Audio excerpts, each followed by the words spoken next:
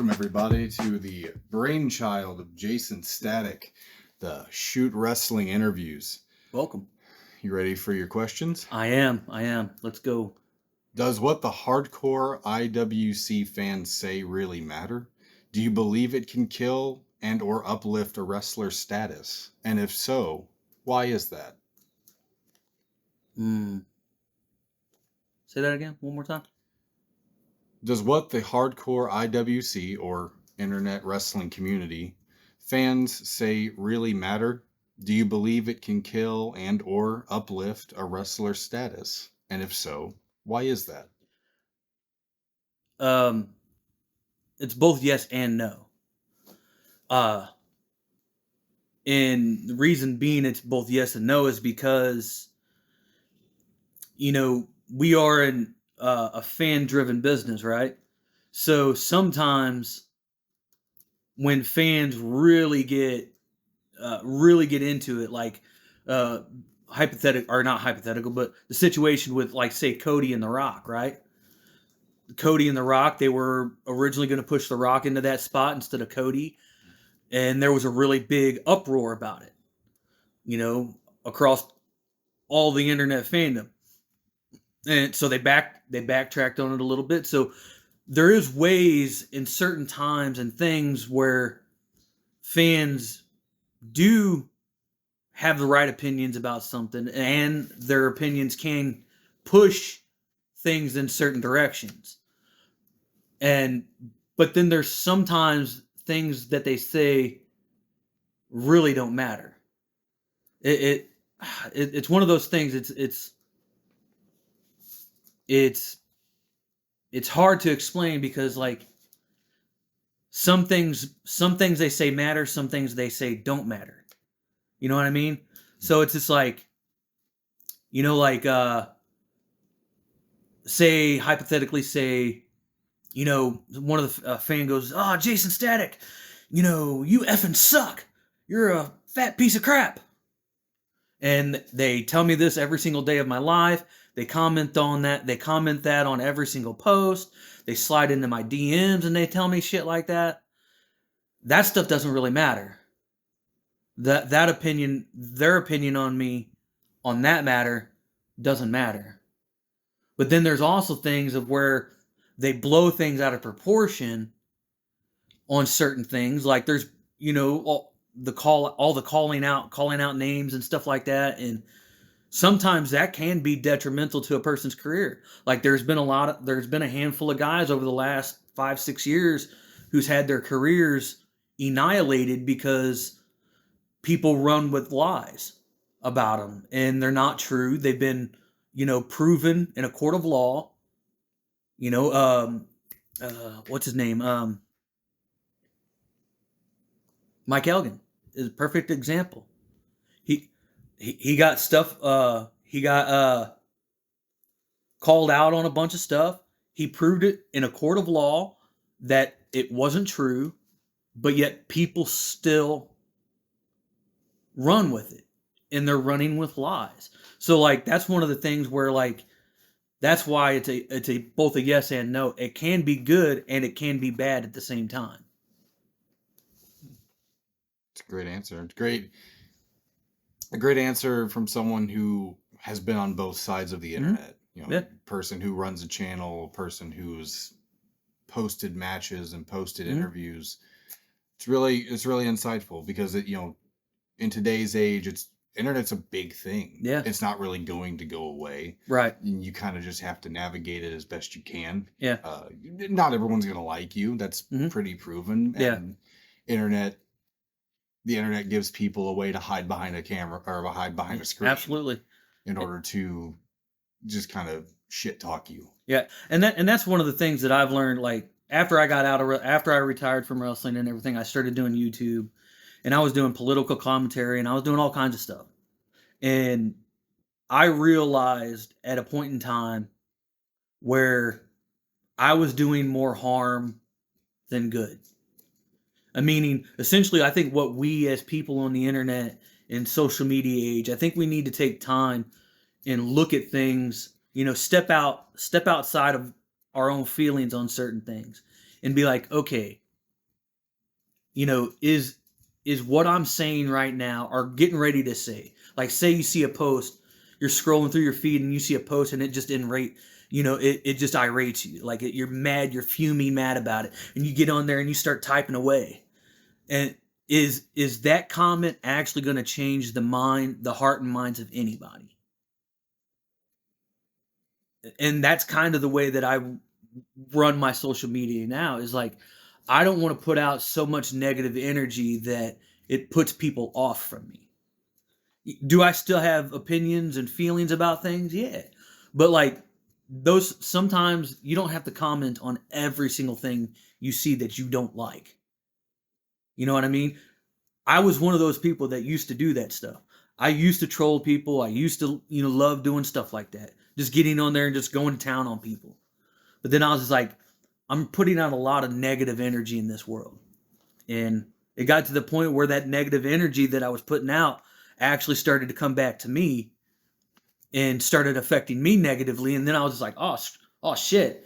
Like, I'm getting all this blowback from people. Like, maybe I need to take a look at myself and realize, am I doing good or am I doing bad? And that's essentially, like, that's why I do this. Like, everything that we do here on these interview series is trying to push a positive mindset about the industry of pro wrestling, because there's already enough negativity in the wrestling sphere between the new guys and the old guys, fans, and everybody's just going to town on everybody.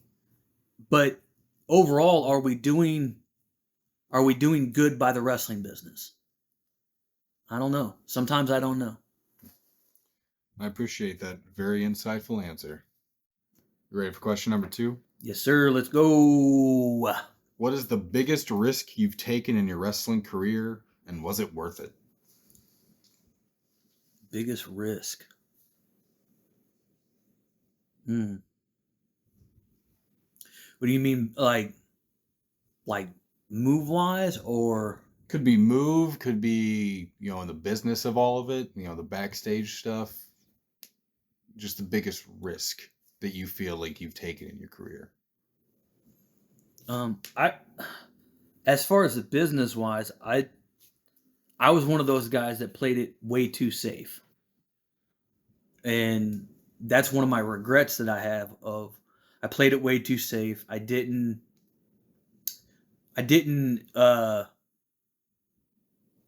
wouldn't say that I didn't push myself, but there was times and things that I knew that I could have done, but I didn't push myself in those ways that I know I needed to do, but I didn't. But as for my biggest risk, like, I was always kind of like a big risk taker, like in the way that I bumped, taking risky bumps, high shoulder bumps, straight, kind of like almost doing head bumps on stuff like that, getting too, essentially being too snug with things sometimes, or letting people be too snug, and taking those risky bumps, like hypothetical, there was a match that I had down in Florida, in Pensacola, where a dude, Johnny Blade, gorilla press slammed me out of the ring onto the concrete, and I took a flat back bump from the ring out to the outside. And now that I look back at that, I'm like, it was a cool ass fucking bump. It looked gnarly. It was absolutely devastating, but it was cool in the moment, and it was a cool pop for the fans, and it was probably a memorable moment for the fans. But it's not one of those things. It's a memorable moment for me, but my body remembers it too. And that's the risk reward type thing that I guess what you're talking about here is, I think young guys in the game, with the advent of wrestling becoming a faster paced game, more high flying, more acrobatics, I think guys need to take into consideration their bodies in the game, because your body doesn't last forever. And by the time that you're 40, like me, I'm 42, you're going to be walking around half crippled. You're going to be hell, you'll be that by 30, especially if you're one of the young guys that starts in their early 20s. By the time you hit 35, you're done. Your body's done. And I think we need to take into consideration of that type of aspect, that risk reward type thing. As for taking risk in the business on the backside of it, I mean, everything that you do is a risk. You go to a show, you risk, alienating yourself from somebody that might have beef with that person. You go to hell, it's in the fandom too. WWE, AEW, risk, blah blah blah. And then you got all the little feuds between all of the companies all over the place. Everything that you do in the business is going to be some type of risk reward type thing. So it's how much do you want to risk, and what do you want to risk for your own personal, for your own business? How far do you want to go? If you're one of those guys that wants to try to get the WWE, you've got to realize that your job is not to stay in St. Louis or Cape Girardeau, Missouri. If you're one of those guys that wants to get to the big dance, whether it be Japan, Mexico, WWE, AEW, any of these big companies, you have to play a different game. That means you might not be one of those guys that's going to be the lifer in St. Louis or Missouri, or St. Louis, Cape Girardeau, certain areas in Illinois. You're going to be one of those guys that has to travel out more. You got to take more risk, meaning you have to drive farther. Sometimes you're not going to be able to get your money back. You go to a new place, say you go down to Tennessee, and you don't get the money back. You don't make your money back, so that's a risk. So everything that we do is a risk in certain ways. It's just how much risk that you want to try. How much risk do you want to partake in to try to get you where you want to go? I don't know, man. There's plenty of risks in wrestling. Yep. Both in the physical aspect, the mental aspect. Absolutely. Yeah, I think, there's like you said, there's high risk, there's potential high reward, but that's not a guarantee. Right. And that's one of the things. It's like nothing's guaranteed in this business. Everything that we do is a risk in some way, shape, or form. The question should be, how much risk do you want to take on? You know what I mean? Mm-hmm. Because, like you said, high risk, high reward sometimes, but it's not a guarantee, because nothing's guaranteed in this business. You could go out and have a match tomorrow. You could be on the road tomorrow, get in a car wreck, boom, everything's gone. Yeah. Have a match, break your back, boom, everything's gone. But that's the game that we play as people in the professional wrestling business. I appreciate your insights today. Where you wanna plug your socials? Heck yeah, man! Come on, Vincent Sawyer. You know how we do this.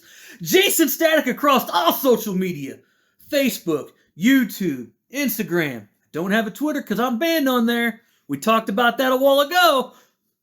Risk reward. Fight Club Wrestling Academy. Facebook, YouTube. That's where we're at right now. Comment below. Talk crap on me in the comments. I want that. That comment helps engage. It helps boost our numbers. So please, leave me negative comments. Leave me positive comments. Go ahead. Do what you want to. And last but not least, and the best of all, we are 138co.com. That's the website where you can get your Jaysin Static merch, your Fight Club Wrestling merch, and even cool little pop culture t-shirts like this. The Mothman. Who loves the Mothman? I love the Mothman. Do you love the Mothman? Okay.